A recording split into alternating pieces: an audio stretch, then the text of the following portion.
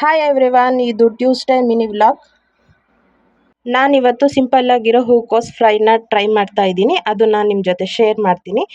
ಮೊದಲಿಗೆ ಕಟ್ ಮಾಡಿ ಇಟ್ಟಿರೋ ಹೂಕೋಸನ್ನ ಒಂದು 5 ನಿಮಿಷ ನೀರಲ್ಲಿ ಬೇಯಿಸ್ಕೋಬೇಕು.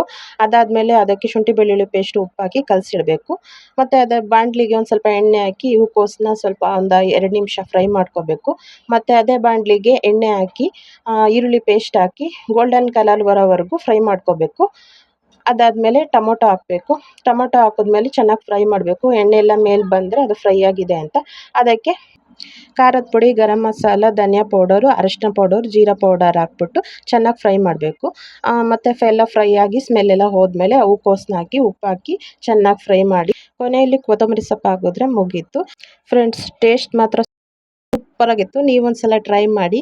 ಯಾರೆಲ್ಲ ಈ ವಿಡಿಯೋ ನೋಡ್ತಿದ್ದೀರಾ ಲೈಕ್ ಮಾಡಿ, ಶೇರ್ ಮಾಡಿ, ಸಬ್ಸ್ಕ್ರೈಬ್ ಮಾಡಿ, ಕಾಮೆಂಟ್ ಮೂಲಕ ನಿಮ್ಮ ಅಭಿಪ್ರಾಯ ತಿಳಿಸಿ.